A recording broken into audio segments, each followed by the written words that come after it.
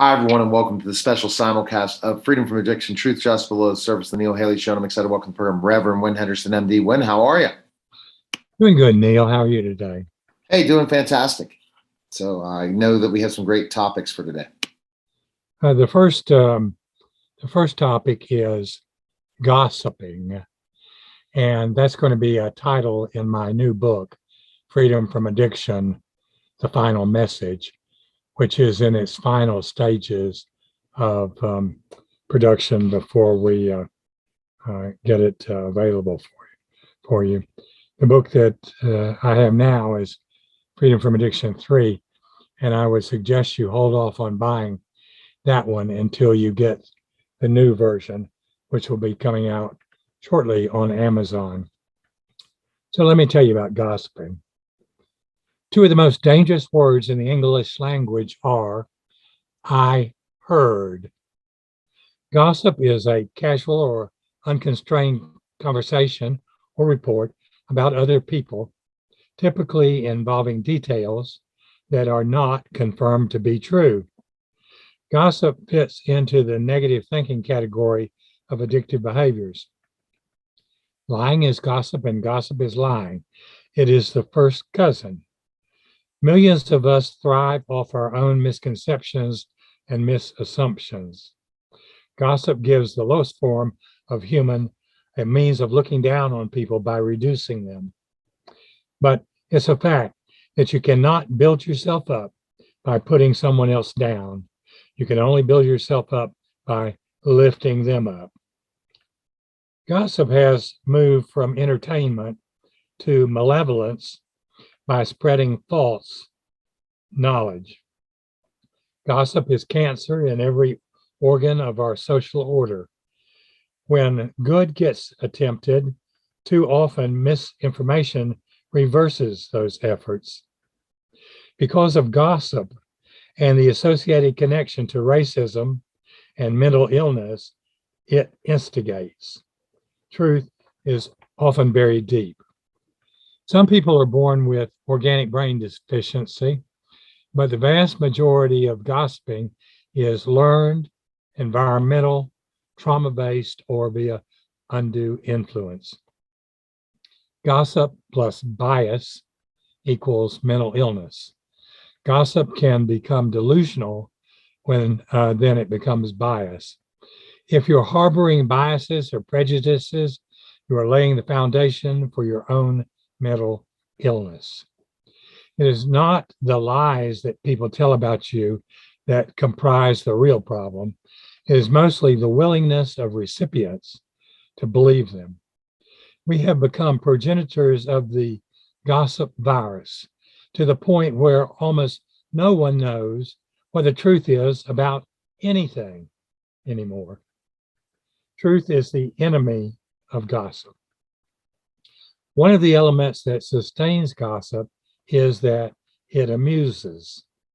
When information, including humor, is not quite slander but damaging just the same, it becomes slander by virtue of the damage it causes. A person's good reputation can be dismantled by gossip in moments. Nazi information minister Goebbels once said that if you tell a lie to the people enough, they will believe it's the truth. It's the same way with gossip. Gossip is in our DNA. It is the undiagnosed social virus of our time and of all time, for that matter. For almost 75% of us, we gossip without even knowing it, spreading it like a virus. Some forms of gossip can and do kill lots of people, like a dangerous virus.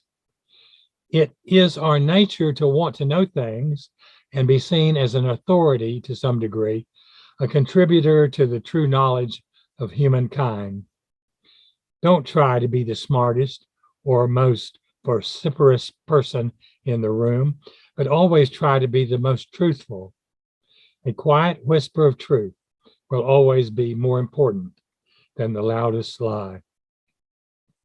Gossip sets the groundwork for many forms of racism and bias.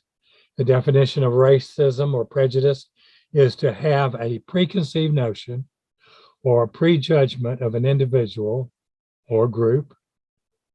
The definition of a gossip is the delivery of distorted or untrue information.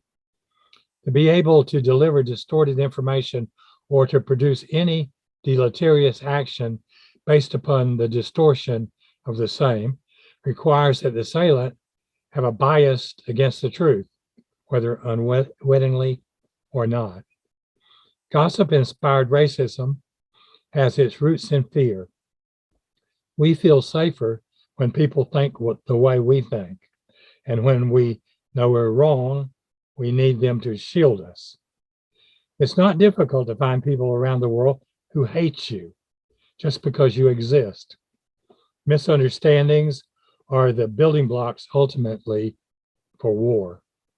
For the most part, in terms of basic human wants and needs, humans are not that different from one another. Most sane people want to live in peace, but religion, race, class, and culture get in the way. And of course, so do corrupt governments that deprive their people of their basic rights. Concerning gossip, if you don't create the problem in the first place, bias doesn't result, and you retain a greater footing in the world of the mentally together. You've heard the term hold your tongue. When you feel the urge to spread a dubious story about anyone, don't. 1/3 of our populace has absolutely no idea as to what critical thinking is. For them, it is easy to be led down a garden path, albeit thorny and fraught with poison ivy. Critical thinking has to do with not accepting what people say without gathering evidence of truth. We need to do what's right and tell the truth about ourselves and others, even when they insist upon lying. Only 5% of gossip you hear about someone is 100% true. Buddha said, all that arises comes from our thoughts. Now, don't let misinformation and lies change your thoughts into words. When you think about it, nearly every drama in which human finds themselves is loosely based on some form of misinformation. We are so taken in by our inability to differentiate between the entertainment of mere stories and the damage of thought bombs that we really aren't evolving properly. To genuinely evolve, we must learn how to at least filter out the gossip that visits us constantly. The intent of gossip is to take pleasure in exacting meanness, vengeance, or self-satisfaction of being that a person who knows more than others. Always try to tell your best truth, and even if you don't succeed, keep aiming for that. If truth matters outside the home, it must matter within the home as well. Good parents everywhere are constantly reminding their children that it is not what they do when everyone's watching that matters as much as when no one's watching. When we hear of any food contamination threat, the first thing we do is to stop eating it. It's guilty before proven innocent because we want to protect our families just in case the gossip is true. All you have to do is make people afraid, and they tend to bend to your will. A good example is a virus can kill you, so therefore wear a mask. The first thing anyone should do with suspected gossip is to ask, is this true? Most people skip this step because that would take all the fun away. The internet is far more fiction than fact. The dopey assist ideas that have no basis in truth spread throughout the social media universe. It is human nature to listen to compelling information and wash it around in our psyche. But if we build upon any unverified data, we are starting down a sorry path. Make a commitment to learn to verify data. Take a moment to understand what critical thinking is all about. Understanding is the first step. Understand critical thinking as opposed to its opposite, judging. When we make a judgment, especially in the absence of facts, we are branding ourselves as biased. In this case, we insist that we're right in the absence of evidence. All a stupid idea requires are people stupid enough to believe it without question. The key to maliciousness of gossip is that it really only serves the needs of the original source. Everyone else is the messenger you're not supposed to shoot. And of course, as the gossip grows, so grows the distortion. What hurts so much, especially for young teens and others who are sometimes driven to suicide, is that the misconception people hold about them is so different from who they know themselves to be. Gossip is the most dangerous if you believe the distortions people say about you. Don't say mean things about other people, either behind their backs or face to face. There is no such thing as good or acceptable gossip, because by its very nature, to gossip is to lie, and even little lies catch up with us eventually. The acid you attempt to spill on others invariably splashes on your own self. This is an ancient Chinese adage. Martin Luther King once said, in the end, we will remember not the words of our enemies, but the silence of our friends. Henry Thomas Buckle said, great minds discuss ideas, average minds discuss events, and small minds discuss people. The significant part of the preceding discussion was supplied with permission by my friend and colleague, Howard Bronson, who is a critically thinking philosopher of the first order, an author, and a counselor.